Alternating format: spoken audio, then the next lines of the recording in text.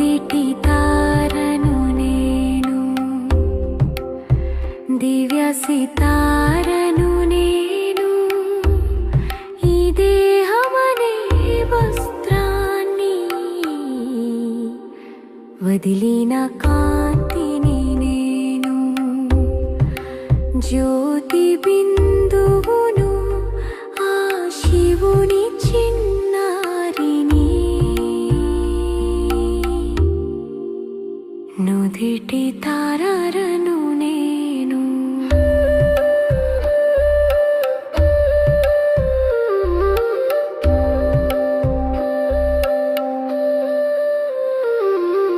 భృకుటి మధ్యలో వెలుగుతున్న అమరమైన దీపాన్నై మెరుస్తున్న నాతో నేను మాట్లాడుకుంటున్నా, బాబాని పలకరిస్తున్నా. నా ఇల్లు శాంతిధామం, నా బాట సుఖధామం. నుదిటి తారను నేను, దివ్య సితారను నేను, ఈ దేహమనే వస్త్రాన్ని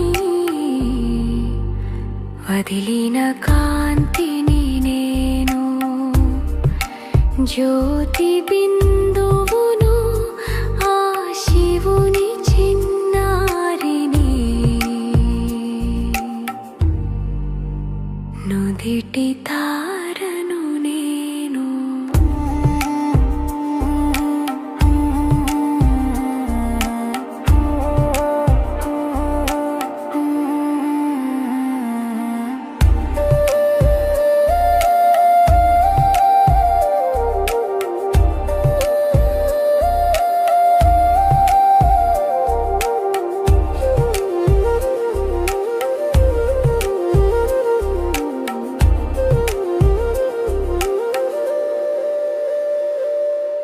వేయి సూర్యుల వెలుగు అతడు, నా తోడు నీడై నడిపే ఘనుడు, కనురెప్పల మాటున దాచుకుంటా, ప్రతి శ్వాసలో బాబాని నింపుకుంటా. సర్వశక్తివంతుని కిరణాలు నాపై కురిసే వేళ,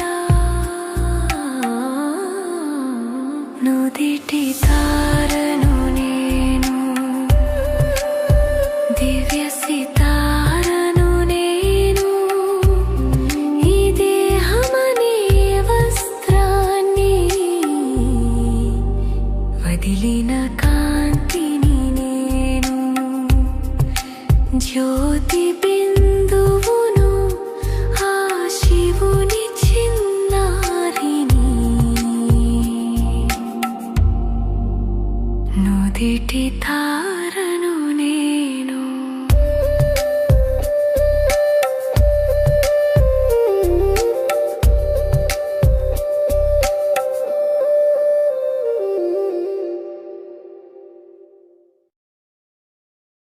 ఓం శాంతి.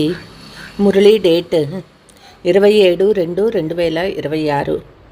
మధురమైన పిల్లలారా, మీరు ఈ శ్మశానాన్ని ఫరిస్తాన్ అంటే స్వర్గంగా తయారు చేస్తూ ఉన్నారు. కాబట్టి ఈ పాత ప్రపంచము శ్మశానంపై మీకు సంపూర్ణంగా వైరాగ్యం ఉండాలి. ప్రశ్న: అనంతమైన తండ్రి ఆత్మీక పిల్లలైన మీకు అద్భుతమైన సేవకుడు ఎలా? జవాబు: బాబా అంటూ ఉన్నారు, పిల్లలు, నేను మీకు చాకలిని. నేను పిల్లలో మీ వస్త్రాలనే కాక ప్రపంచంలోని మురికి పట్టిన చీచీ వస్త్రాలన్నింటినీ సెకండులో శుభ్రం చేస్తాను. ఆత్మ అనే వస్త్రము శుద్ధంగా అయినందున శరీరం కూడా శుద్ధమైనదే లభిస్తుంది. మన్మనాభవ అనే చూ మంత్రం ద్వారా అందరినీ ఒక్క సెకండులో శుభ్రం చేసే అద్భుతమైన సేవకుడు. ఓం శాంతి. ఓం శాంతి అర్థాన్ని పిల్లలకు తండ్రి తెలిపించారు. నేను ఆత్మ, నా స్వధర్మము శాంతి. శాంతి ధామానికి వెళ్ళేందుకు ఏ పురుషార్థం చేయవలసిన అవసరం లేదు. ఆత్మ స్వయంగా శాంతి స్వరూపము, శాంతిధామ నివాసి కొంత సమయం శాంతిగా ఉండగలదు. నేను కర్మేంద్రియాల బరువుతో అలసిపోయాను, నా స్వధర్మంలో స్థితమవుతాను, శరీరం నుండి వేరైపోతాను అని ఆత్మ అంటుంది. కానీ కర్మలేమో చేసే తీరాలి. శాంతిగా ఎంతసేపు కూర్చొని ఉంటాము? నేను శాంతి దేశ నివాసిని అని ఆత్మ అంటుంది. ఈ శరీరంలోకి వచ్చినందున టాకీ అయింది. నేను అవినాశి ఆత్మను, నా శరీరము వినాశి. ఆత్మ పావనంగా పతితంగా అవుతుంది. సత్యయుగంలో 5 తత్వాలు కూడా సతో ప్రధానంగా ఉంటాయి. ఇక్కడ 5 తత్వాలు తమో ప్రధానంగా ఉన్నాయి. బంగారులో మలినాలు ఏర్పడినందున బంగారము పతితమైపోయింది. దానిని శుభ్రం చేసేందుకు అగ్గిలో వేస్తారు. ఇక్కడ దీని పేరే యోగాగ్ని. ప్రపంచంలో అనేక ప్రకారాలైన హఠయోగాలు మొదలైనవి నేర్పిస్తారు. వాటిని యోగా అగ్ని అని అనరు. ఇది పాపాలను కాల్చివేసే యోగా అగ్ని. దీని ద్వారా పాపాలు కాలిపోతాయి. ఆత్మను పతిత్ నుండి పావనంగా చేసేవారు పరమాత్మ. ఓ పతిత పావన రండి అని వారిని పిలుస్తారు. డ్రామా ప్లాన్ అనుసారము అందరూ పతిత్ తమో ప్రధానంగా అయ్యే తీరాలి. ఇది ఒక వృక్షము. దీని బీజ స్వరూపము పైన ఉన్నది. తండ్రిని పిలిచినప్పుడు బుద్ధి పైకి పోతుంది. ఎవరి వల్ల మీరు వారసత్వం తీసుకుంటున్నారో వారిప్పుడు కిందకు వచ్చి ఉన్నారు.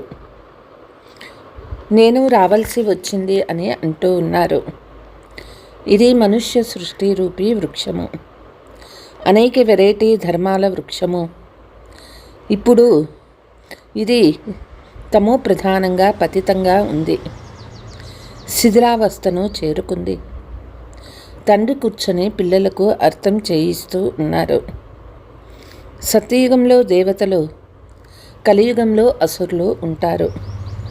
కనుక దేవతలకు అసురులకు యుద్ధము జరగనే లేదు. మీరు ఈ ఆసురీ పంచవికారాలపై యోగ బలం ద్వారా విజయం పొందుతారు.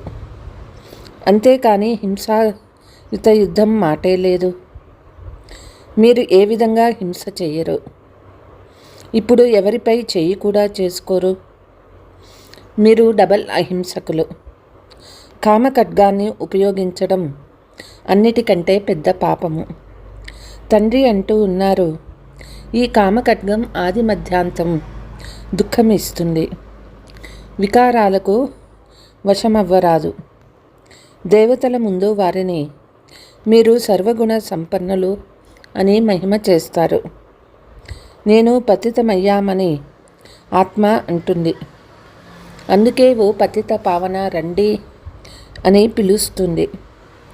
పావనంగా ఉన్నప్పుడు ఎవరిని పిలవరు. దానిని స్వర్గమని అంటారు. ఇక్కడ సాధువులు, సత్పురుషులు మొదలైన వారు ఓ పతిత పావన సీతారామ అని రకరకాల శబ్దాలు చేస్తూ పాడతారు. తండ్రి అంటూ ఉన్నారు, ఈ సమయంలో ప్రపంచమంతా పతితమై ఉంది. ఇందులో కూడా ఎవరి దోషము లేదు. ఇది తయారైన డ్రామా. నేను వచ్చినంత వరకు మీరు తమ పాత్ర ఇలా చేసే తీరాలి. జ్ఞానము, భక్తి, తర్వాత వైరాగ్యము. పాత ప్రపంచంపై వైరాగ్యము. ఇది అనంతమైన వైరాగ్యము. వారిది హద్దు వైరాగ్యము. ఇప్పుడు ఈ పాత ప్రపంచం సమాప్తమైపోతుందని మీకు తెలుసు. కొత్త ఇల్లు కట్టుకుంటే పాత ఇంటిపై వైరాగ్యం వస్తుంది కదా. అనంతమైన తండ్రి అంటూ ఉన్నారు, ఇప్పుడు మీకు స్వర్గమనే ఇల్లు తయారు చేయించి ఇస్తాను. ఇప్పుడు ఇది నరకము, స్వర్గం అంటే నూతన ప్రపంచము, ఈ పాత ప్రపంచమే నరకము. ఇప్పుడు పాత ప్రపంచంలో ఉంటూ మనము కొత్త ప్రపంచాన్ని తయారు చేస్తూ ఉన్నాము. పాత శ్మశానంపై మనము స్వర్గాన్ని నిర్మిస్తాము. స్వర్గము యమునా నది తీరంలోనే ఉంటుంది. ఇక్కడ భవనాలు తయారవుతాయి. ఇదే ఢిల్లీ, ఇదే యమునా నది మొదలైనవన్నీ ఇవే ఉంటాయి. వారు చూపించే పాండవుల కోట మొదలైనవన్నీ కట్టుకథలు. డ్రామా ప్లాన్ అనుసారము మళ్ళీ ఇవి తప్పకుండా తయారవుతాయి. యజ్ఞము, జప, తపాలు మీరు ఎలా చేస్తూ వచ్చారో వాటిని మళ్ళీ చేస్తారు. మొదట మీరు శివుని భక్తి చేస్తారు. ఫస్ట్ క్లాస్ మందిరాలు నిర్మిస్తారు. దానినే వ్యభిచారి భక్తి అని అంటారు. ఇప్పుడు మీరు జ్ఞాన మార్గంలో ఉన్నారు. ఇది అవ్యభిచారి జ్ఞానము. ఒక్క శివబాబా ద్వారా మాత్రమే మీరు జ్ఞానం వింటున్నారు. ఎప్పుడైతే మీరు మొట్టమొదట వీరి భక్తిని ప్రారంభించారో అప్పుడు ఏ ధర్మము ఉండదు, మీరు మాత్రమే ఉంటారు. మీరు చాలా సుఖంగా ఉంటారు. దేవతా ధర్మము చాలా సుఖం ఇచ్చేది. పేరు వింటేనే నోరు తీయగా ఉంటుంది. కాబట్టి మీరు ఒక్క తండ్రి ద్వారా మాత్రమే జ్ఞానం వింటారు. తండ్రి అంటూ ఉన్నారు, ఇతరులు చెప్పేది వినకండి. ఇది అవ్యభిచారి జ్ఞానము. మీరు అనంతమైన తండ్రి వారిగా అయ్యారు. తండ్రి ద్వారానే వారసత్వం నెంబర్ వారు పురుషార్థానుసారం లభిస్తుంది. తండ్రి కూడా కొంత సమయం కొరకు సాకారంలోకి వచ్చారు. వారంటున్నారు, పిల్లలైన మీకు జ్ఞానం ఇవ్వవలసిందే. నాకు సొంత శరీరం లేదు. నేను ఇతనిలో ప్రవేశిస్తాను. శివ జయంతి నుండి వెంటనే గీతా జయంతి జరుగుతుంది. వారి ద్వారానే జ్ఞానం ప్రారంభమవుతుంది. ఈ ఆత్మిక విద్యను మీకు సుప్రీం ఆత్మనే ఇస్తూ ఉన్నారు.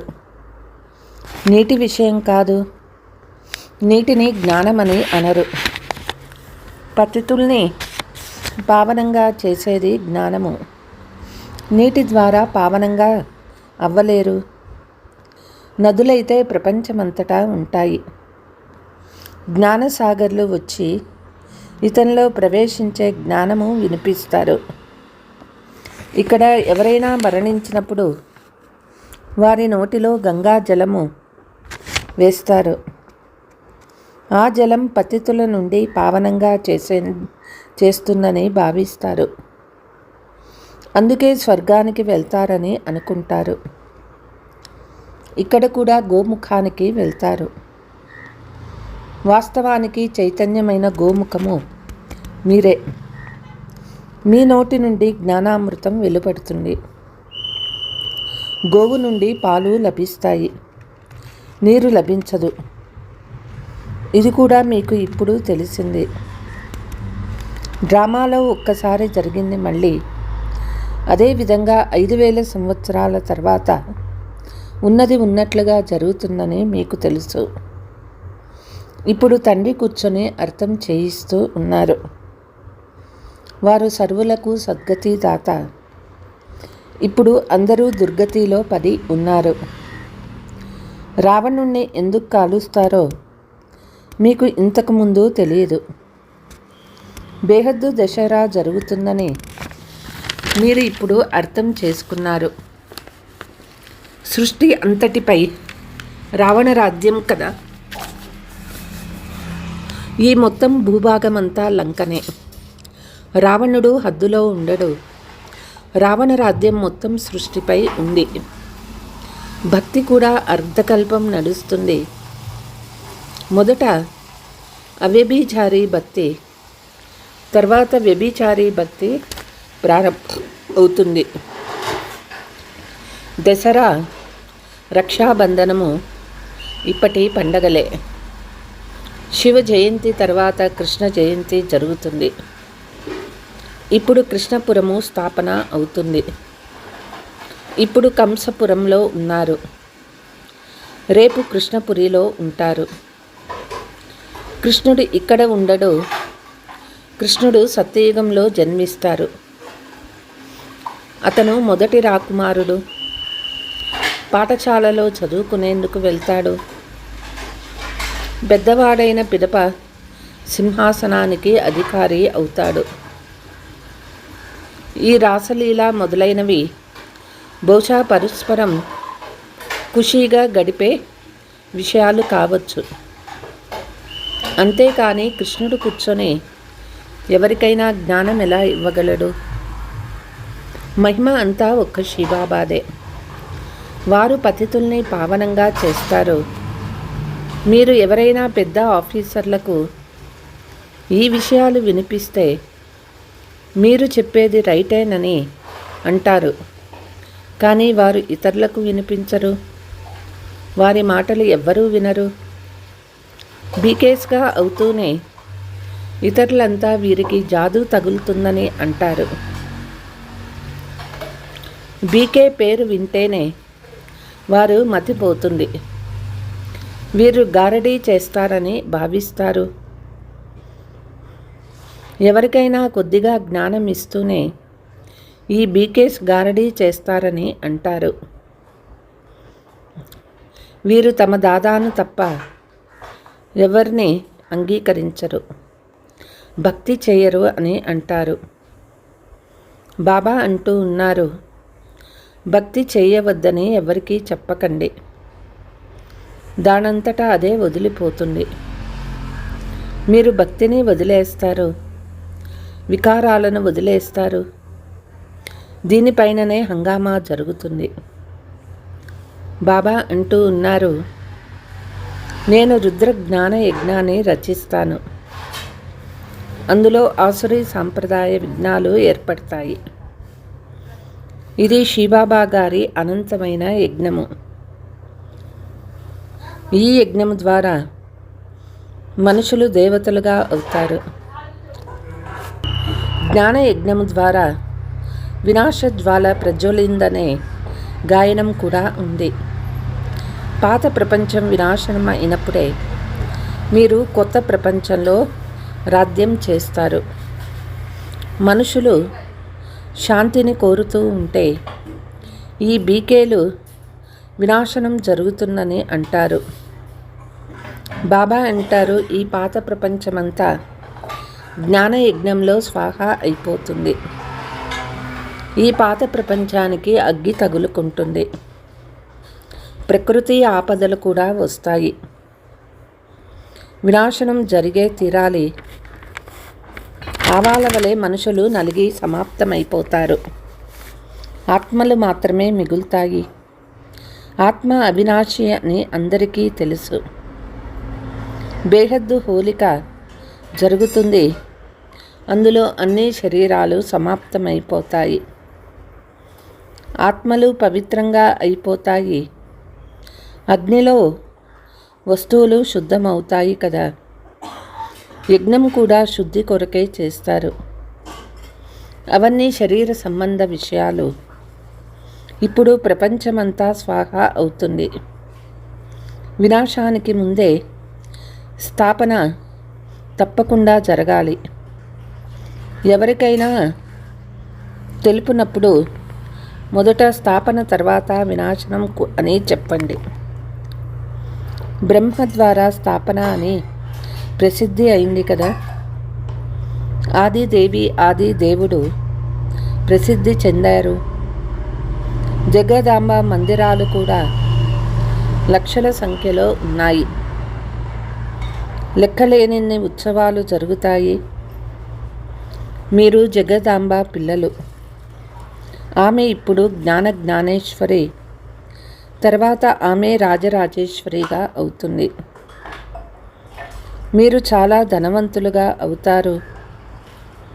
తర్వాత భక్తి మార్గంలో లక్ష్మీదేవిని దీపావళి పండగ సమయంలో వినాశి ధనాన్ని అడుక్కుంటారు. ఇక్కడైతే అన్నీ లభిస్తాయి. ఆయుష్మాన్ భవ, పుత్రవాన్ భవ. మన ఆయుష్ 150 సంవత్సరాలు ఉంటుందని మీకు తెలుసు. తండ్రి అంటూ ఉన్నారు, ఎంత యోగము చేస్తారో అంత ఆయుష్ వృద్ధి అవుతుంది. మీరు ఈశ్వరునితో యోగం చేసి యోగేశ్వరులుగా అవుతారు. మనుషులు భోగేశ్వరులుగా ఉన్నారు. వికారాల మలిన బట్టలను శుభ్రం చేస్తారు అని కూడా అంటారు. తండ్రి అంటూ ఉన్నారు, నన్ను చాకలి అని అంటారు. నేను ఆత్మల్ని శుభ్రం చేస్తాను. అప్పుడు శరీరం కూడా కొత్తదిగా శుభ్రమైనది లభిస్తుంది. తండ్రి అంటూ ఉన్నారు, ఒక్క సెకండులో ప్రపంచంలో అందరి దుస్తులను శుద్ధి చేస్తాను. కేవలం మన్మనాభవగా అయినందున ఆత్మ శరీరము రెండు పవిత్రమైపోతాయి. ఇది చూ మంత్రం కదా. సెకండులో జీవన్ముక్తి ఎంత సులభమైన ఉపాయము. తండ్రిని స్మృతి చేస్తే పావనంగా అవుతారు. నడుస్తూ తిరుగుతూ కేవలం తండ్రిని స్మృతి చెయ్యండి. ఇక ఏ ఇతర కష్టమూ లేదు. కేవలం స్మృతి చెయ్యండి. ఒక్కొక్క సెకండులో మీ కళలు ఉన్నతమవుతాయి. తండ్రి అంటూ ఉన్నారు, పిల్లలు మీకు నేను సేవకుడై వచ్చాను. మీరు పతిత పావన రండి, వచ్చి మమ్మల్ని పావనం చెయ్యండి అని పిలిచారు కదా. అలాగే వస్తున్న పిల్లలారా అని నేను వచ్చేశాను అనగా మీకు సేవకుడైనట్లే కదా. మీరు పతితమైనప్పుడు మాత్రమే తీవ్రంగా జోరుగా అరుస్తూ పిలుస్తారు. ఇప్పుడు నేను వచ్చాను. కల్పకల్పము వచ్చి పిల్లలు మీకు ఈ మంత్రాన్ని ఇస్తాను. నన్ను స్మృతి చేస్తే మీరు పావనమైపోతారు. మన్మనాభవకు అర్థం కూడా ఉంది. మన్మనాభవ మధ్యాజీభవ అంటే తండ్రిని స్మృతి చేస్తే విష్ణుపురికి యజమానులుగా అవుతారు. మీరు ఇక్కడికి వచ్చిందే విష్ణుపురి రాజ్యాన్ని తీసుకునేందుకు. రావణపురం తర్వాత విష్ణుపురము, కంసపురము, తర్వాత కృష్ణపురం వస్తుంది. ఎంత సులభంగా అర్థం చేయించబడుతుంది. తండ్రి అంటూ ఉన్నారు, ఈ పాత ప్రపంచంపై మమకారం తీసేయండి. ఇప్పుడు మనం 84 జన్మలు పూర్తి చేశాము. మనం ఈ పాత శరీరాన్ని వదిలి కొత్త ప్రపంచంలోకి వెళ్ళిపోతాము. స్మృతి ద్వారానే పాపాలు తొలగిపోతాయి. ధైర్యం చేయాలి. వారు బ్రహ్మతత్వాన్ని స్మృతి చేస్తారు. బ్రహ్మంలో లీనమవుతారని భావిస్తారు. కానీ బ్రహ్మతత్వం అంటే నివసించు స్థానము. వారు తపస్సులో కూర్చుంటారు. మేము బ్రహ్మంలో లీనమైపోతాము అనే సంకల్పంతో కూర్చుంటారు. కానీ వాపస్ ఎవ్వరూ పోలేరు. బ్రహ్మతత్వంతో యోగం చేసినందున పావనంగా అవ్వలేరు. అక్కడకు ఒక్కరు కూడా వెళ్ళలేరు. పునర్జన్మ తప్పకుండా తీసుకోవలసిందే. తండ్రి వచ్చి సత్యాన్ని తెలుపుతున్నారు. సత్యమైన ఖండము సత్యమైన బాబాయే స్థాపన చేస్తారు. రావణు వచ్చే అసత్య ఖండాన్ని తయారు చేస్తారు. ఇప్పుడు ఇది సంగమయుగము.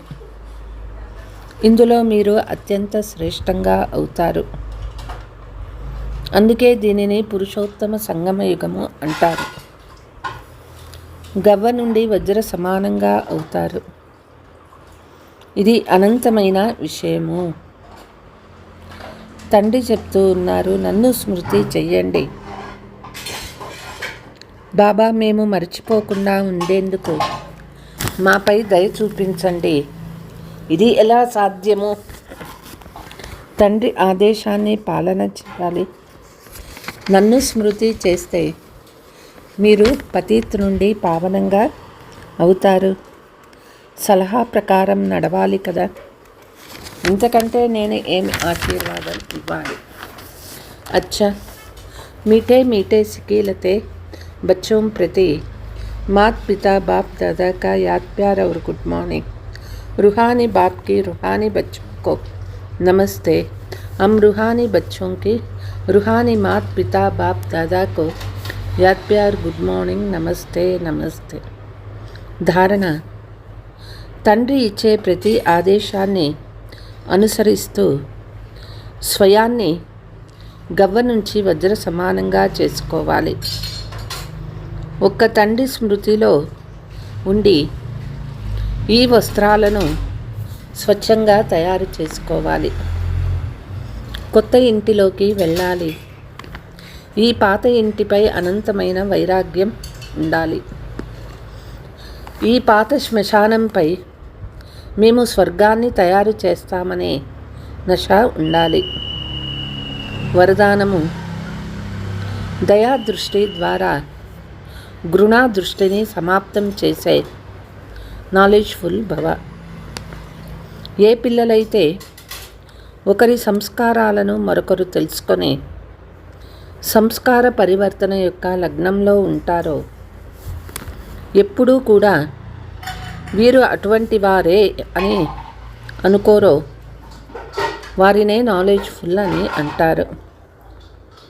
వారు స్వయాన్ని చూసుకుంటారు, నిర్విఘ్నంగా ఉంటారు. వారి సంస్కారము తండ్రి సమానం దయా హృదయం కలదిగా ఉండాలి. దయా దృష్టి గృణా దృష్టిని సమాప్తం చేస్తుంది.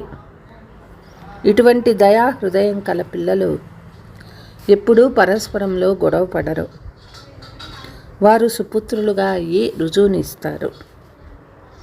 స్లోగన్: సదా పరమాత్మ చింతన చేసేవారు చింతలేని చక్రవర్తులు. వారికి ఏ విధమైన చింత ఉండదు.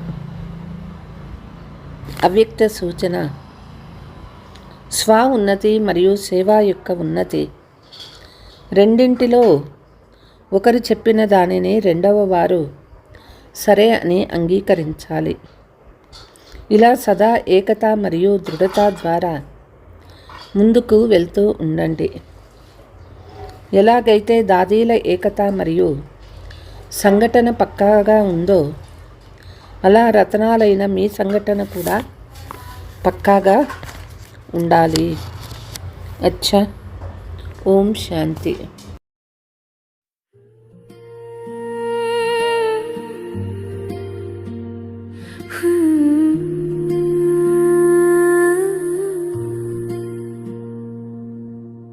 వచ్చింది వచ్చింది పరమాత్మ హోలీ వచ్చింది. పరమాత్మ స్మృతి రంగు వేసి ఆడే హృదయ హోలీ. జరిగినదంతా మరచి కావాలి సో హోలీ.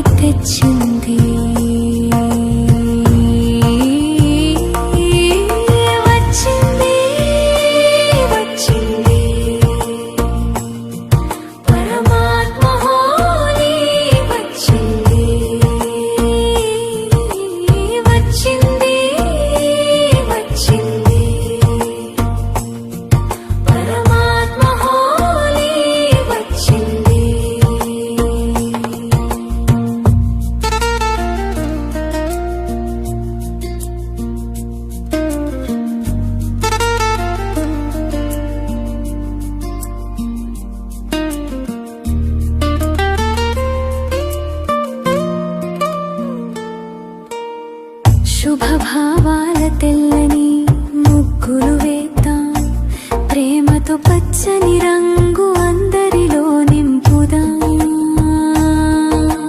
పసుపు కాంతుల రంగుతో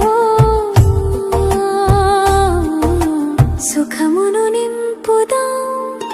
శాంతిని పంచే నీలి రంగుతో ఆనందాన్ని పంచుదాం. త్యాగ గుణపు ఎర్రని రంగుతో శక్తిని పొందుదాం. సుందర కాషాయం రంగుతో పవిత్రత వ్యాపిద్దాం.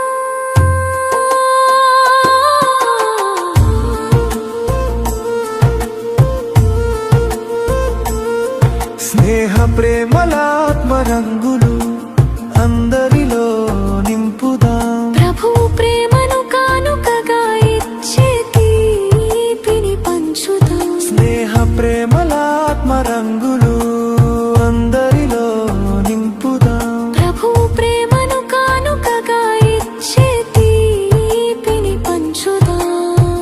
కనిపిస్తోంది నవయుగ దృశ్యం.